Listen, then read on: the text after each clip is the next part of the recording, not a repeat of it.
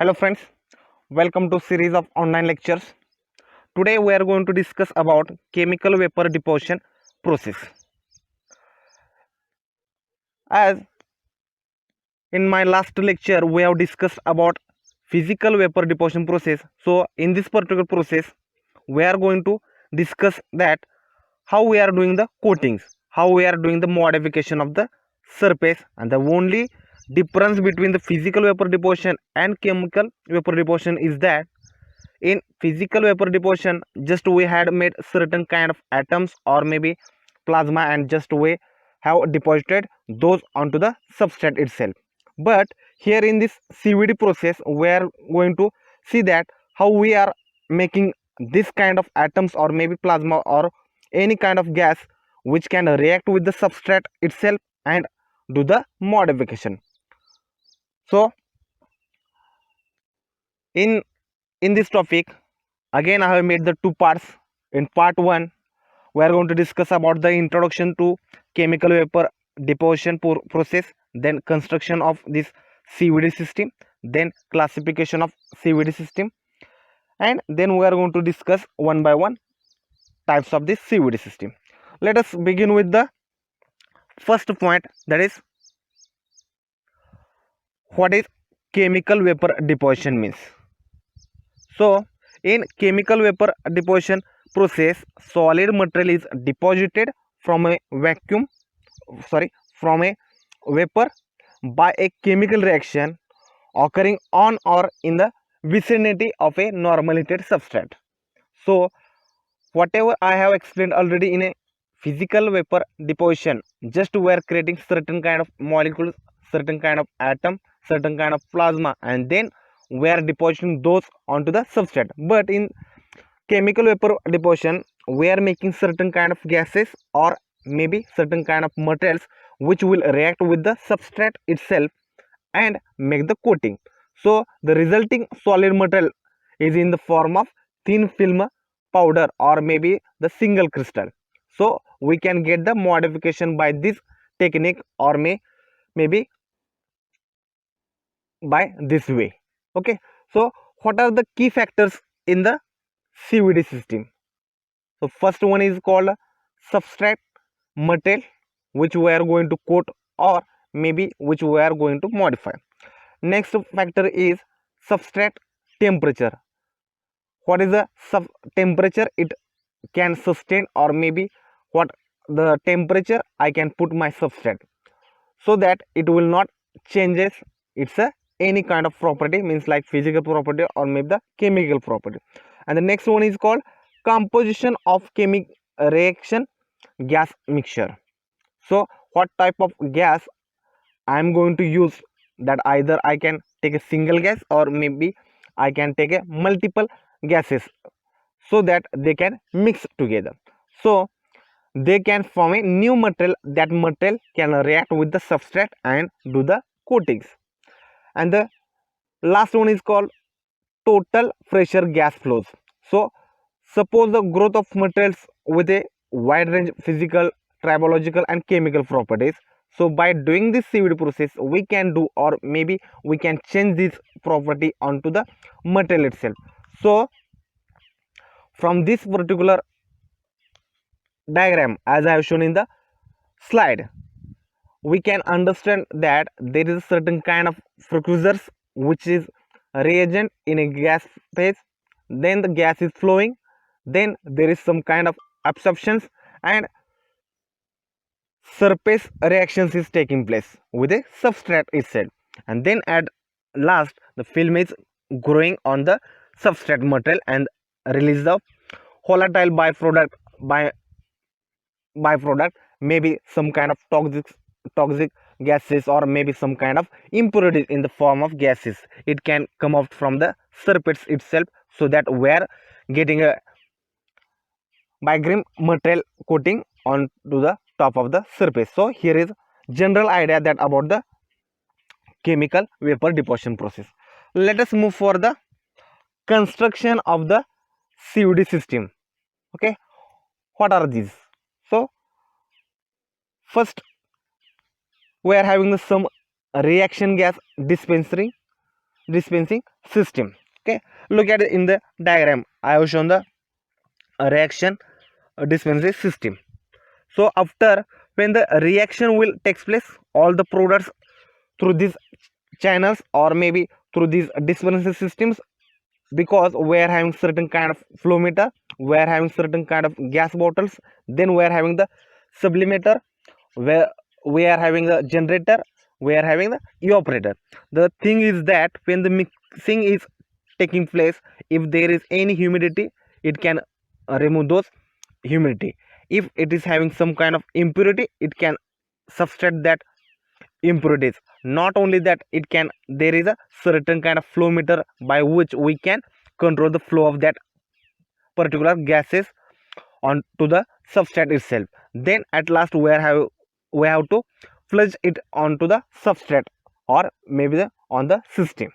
Then we are having the some kind of a reactor, okay, as I have shown here, which is including the components for defining the defining the different for defining the different gas flows, so by which we can put the gas into the system, we can do the mixing of the system. It is totally the automatic process. Not only that, we can control the percentage of the mixing of the gases into that system, we can agitate that gas also. So just like it is a head of the family, and another thing is that here we are having the another exhaust system at top, which containing a total pressure controller, vacuum pumps, scrubber, reactant, recycling system. That means what type of impurities or maybe the what type of the moistures or maybe the what type of the other means which is not required for this particular reaction, that can be taken out and that can be thrown outside by this exhaust system, as I've shown here. Okay, now let us move for the next point, that is we are going to discuss about the different types of CVD process. Okay, so what are those? This CVD deposition process are classified according to the following criteria. So first one is called the energy source and activation. Okay, so look at here, energy source and activations. So in that, rapid thermal CVD, in short form it is known as RTCVD, then hot wire CVD, then photo enhancer CVD, laser induced CVD, plasma enhancer CVD, high density plasma CVD. So from this particular case, you can understand that all are coming under the CVD process, but only the energy source is different. Somewhere we are using the electrons, somewhere we are using the laser, somewhere we are using the photo, or maybe the light, or maybe somewhere we are using the thermal source over there. Then next one is we are coming to the substrate. So non-porous or porous, whatever the material we are going to do, where we are going to take for the doing the modification. Okay, then next one is called the hybrid sources. Okay, hybrid, that may be physical, hybrid physical CVD and combustion CVD. Okay,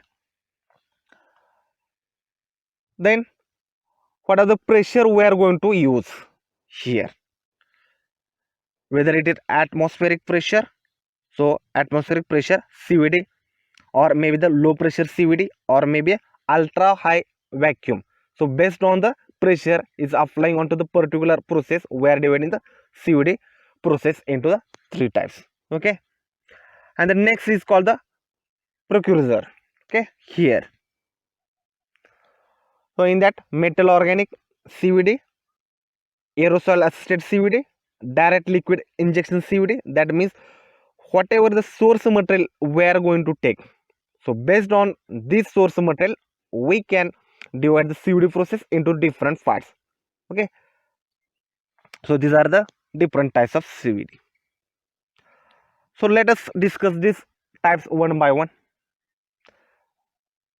Now first one is called atmospheric pressure CVD reactors, in short APCVD. So process at atmospheric pressure. From the name itself you can understand that we are maintaining the atmospheric pressure for doing this particular CVD process. The reactor designs were simple, provided high deposition rate typically at 400 degrees centigrade, gives the films in the fall of 200, 2000 to 3000 Armstrong per minute range. So that is the controllable limit over there, and we can go up to the 400 degrees centigrade. So if our material is less than that, then substrate is less than that temperature. So you can easily do it from the normal to the 400 degrees centigrade, but it is not go beyond that. Okay, next one is called the low pressure CVD, LPCVD. So in this CVD, the range is 0.25 to 2 torr range. Okay, as I mentioned here, and we know the 1 atmospheric pressure is equal to 760 torr. Here operations in the surface reaction limited regime without lowering the temperature allows for the stacking of the wafers and higher throughput, and the typically performed in the 300 to 900 degrees centigrade range.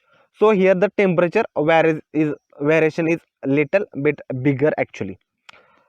Now next we will go for ultra high vacuum CVD.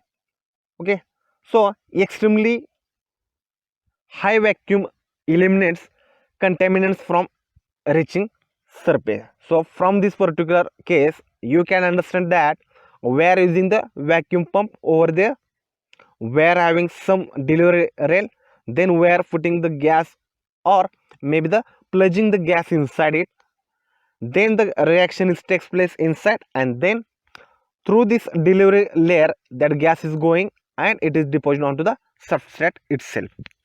Okay, so you can see in the diagram here. Okay, the next is called aerosol assisted CVD, or maybe the AACVD process. The second one, precursors are transported to the substrate by means of a liquid or maybe the gas aerosols. Here we are not going to use any kind of gases over there, carrier gas over there, rather it is carried out by some kind of liquid or maybe the gas aerosol. So from the figure here we can understand that solution of precursors we are using, then we are having some kind of atomizer, then we are using the carrier gas. Atomizer means nothing, just it will give a high pressure onto those liquid so that it will come into the, and it will make into the small bubble form, then they will make certain kind of small bubble form, then that bubble will directly come into the this substrate, and then that will deposit onto the substrate itself, and we are having some heating arrangements so that it can do the chemical reaction. If there is any heat is required, then they will make certain kind of film or maybe coating on the top of the surface. Okay, over here next one is called the hot wire CVD, HWCVD process. HWCVD affords the capability to synthesize fluorocarbon and argon silicon thin films. Okay, it overcomes some of the processing constraint of having directly heated substrate. So here we are going to use certain kind of heat, so that why it is known as hot wire CVD process. Okay, so here we have covered some types of CVD process. Remaining types we are going to explain in the next lecture. So thank you. Hopefully you might have enjoyed the lecture. Then please do like the video and know your thoughts in comments. Please do share this video among your friends and don't forget to subscribe to our channel. After subscription, you can press the bell icon to never miss the notification regarding our new videos. Thank you so much.